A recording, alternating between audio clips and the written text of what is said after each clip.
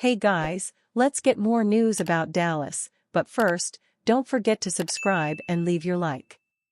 Cowboys news, Eric Kendricks discusses his relationship with Mike Zimmer. Eric Kendricks walks back his comment on Mike Zimmer made a few years ago.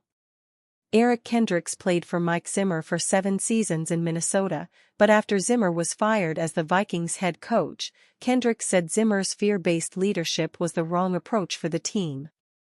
So when Kendricks signed with the Cowboys this year, agreeing to play linebacker under Zimmer as defensive coordinator, that raised the question, why return to play for a coach he criticized 2 years ago? Emotions were high, Kendricks now says of his comments about Zimmer then, via Calvin Watkins of the Dallas Morning News. We're very excited. It's good to be back with him. I love his walk-throughs. I love the little ways he does things, the way he structures things, the level of detail, so I'm excited. I really am. Kendricks also says that despite the comments at the time, he respected Zimmer. Yeah, absolutely, I always appreciated Zim, Kendricks said. Just the amount of defense I learned when I was underneath him. The way I watch film, the way we break things down, the install, a lot of things I learned from Zim, and we had some good years and I can't wait to continue that. Brandon Cooks came on late last season and hopes 2024 will be more of the same. Having a season under my belt with Dak, started slow that first half of the season, but we picked it up, Cook said. I think, overall as a team, we know what we have. Continue to focus on the task at hand and let everything else take care of itself. Cooks and a young receiver core headlined by Jalen Tolbert, Jalen Brooks, and Ryan Flournoy have been the benefactors during OTAs from CeeDee Lamb's absence as he awaits a new contract extension with the team. Those opportunities, Cook said, are invaluable to build rapport with Dak Prescott for whenever Lamb does make his return.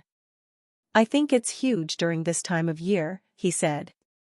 To be able to get these valuable reps, especially these guys that just came in or the guys that may have not gotten many reps with Dak last year. These are important to be able to create that timing before training camp. Cooks admitted that his start to the 2023 season, along with the rest of the offense, wasn't ideal. This time around, it'll be increasingly important for the Cowboys to start hot with the tough part of the schedule front-loaded in 2024. I think this time of the year we're in review mode, he said. We've got a year under our belt learning the offense.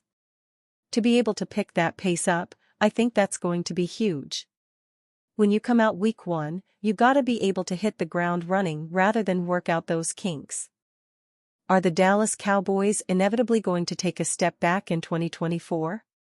The Dallas Cowboys have won 12 games in 3 consecutive seasons, losing short of the NFC Championship game on each occasion.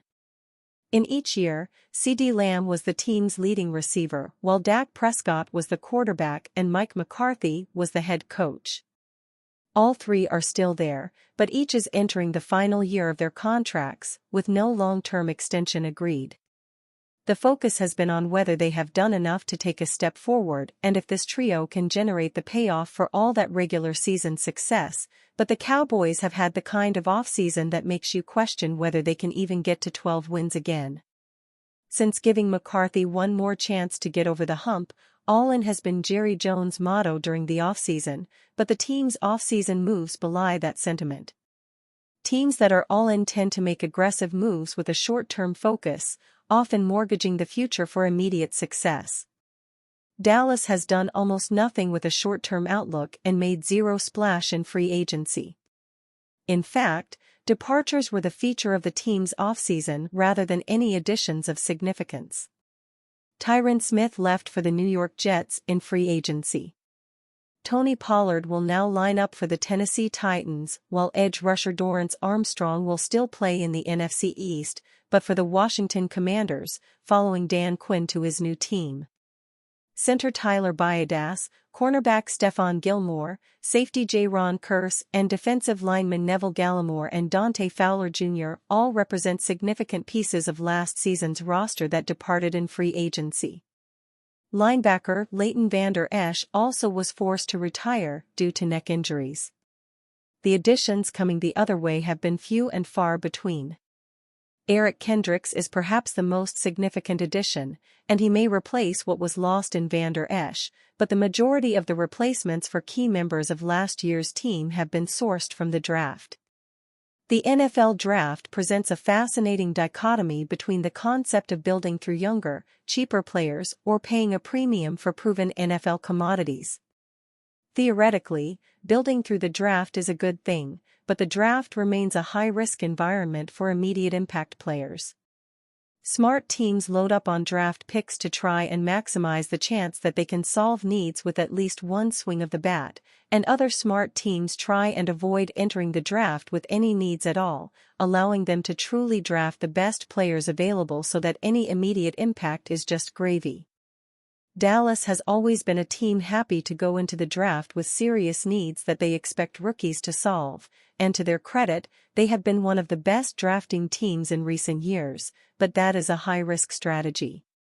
Tyron Smith is still one of the best left tackles in football when he is on the field. Last season, he posted an 89.3 PFF pass blocking grade, allowing just 21 total pressures across 14 games including the playoffs.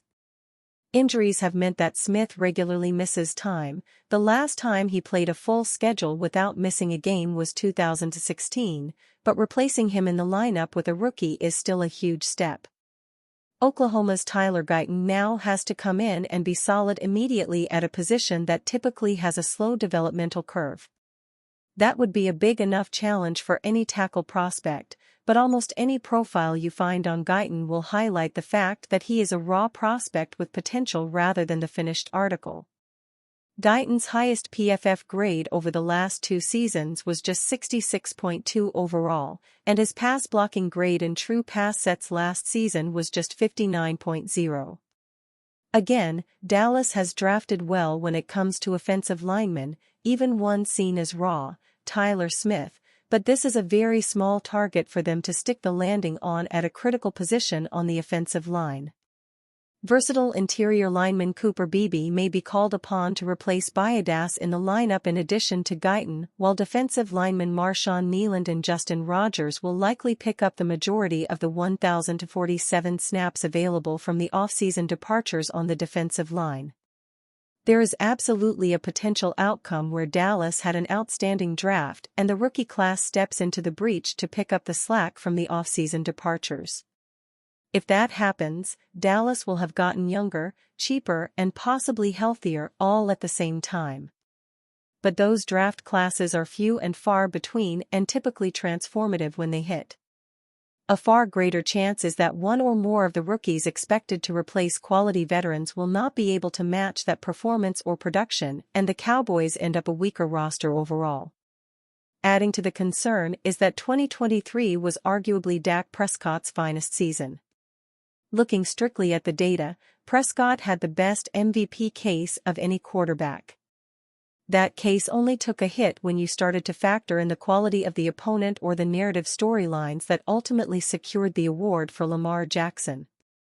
Prescott's chances of backing up a career year with another are probably lower than the chances that he regresses to some degree the following year. If the most important player on the team has a worse year than he did the season before, Dallas will be up against it to even maintain its level from last season, let alone take a step forward. In a season that has been termed all-in by Jerry Jones, and is obviously a critical season for the future of the organization as a whole, it's difficult to paint a picture where the Cowboys are in an obviously better position than they were 12 months ago. By contrast, it is easy to imagine a scenario where they are worse in multiple areas. Should Steelers bring back Juju Smith-Schuster if released? The Steelers lost a clear-cut starter when they traded Deontay Johnson, and have not added a replacement since then. They have endeavored to acquire candidates, most notably third-round selection Roman Wilson, but none that are a sure bet.